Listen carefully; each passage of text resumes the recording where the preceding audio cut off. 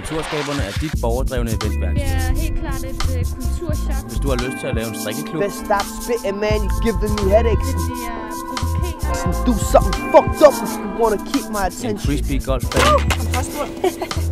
Og det kommer til at være over det hele. Eller en 2-dages rockfestival i Nørrebroparken. Ideen er sådan set bare at synge, Så er vi din genvej til det.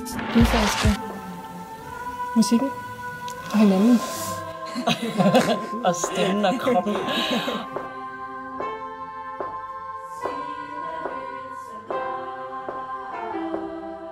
Vi har lavet et rytmisk kor for voksne og unge. Kor i Osramhuset.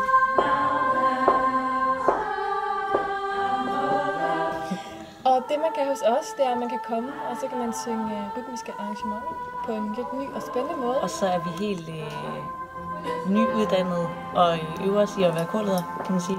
Så det kan være, at vi gør tingene på en lidt anderledes måde, end dem, der har været det i 30'erne. Moderne musik i spændende vokale arrangementer. Ja.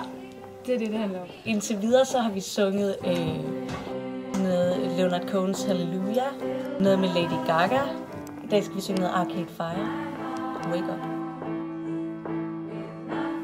Tirsdag kl. 19:30.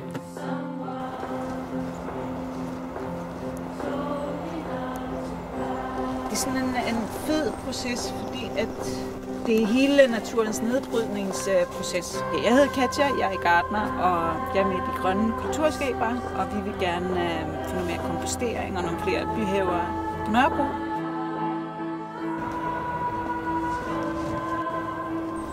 Når jeg har gjort det med børn, så kommer man til sådan, jamen alt bliver nedbrudt i en kompost. Også hvis man selv dør, og så kommer man til at tale om livet og døden.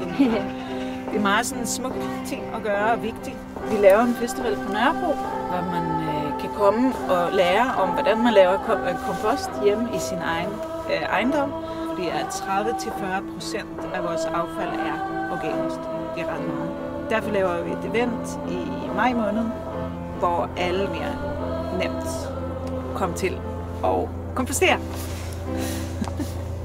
Du kommer lære at lave et beat, indspille din rap, få det ud på en CD, som vi udgiver til sidst i forløbet. Og de her unge får mulighed for at møde en masse kendte rapper her i lokalområdet, som kan være mentorer for dem. Workshoppen hedder 2,5%. Fordi det er kun 2,5% folk nogensinde hører om unge indvandrere i medierne. Og 50% af tiden er det faktisk negative ting, og det vil vi gerne være med til at lave om på. Meget gerne. Det er ikke kun for indvandrere, nej. Det skal bare være noget med hiphop. Kunne spytte nogle rim og være frisk på og udvikle dit flow. Og så skal du være ærlig. Netop. Boom. Hold the rhyme with no hand around the stage mic. Real life Copenhagen, holding your breath to make life.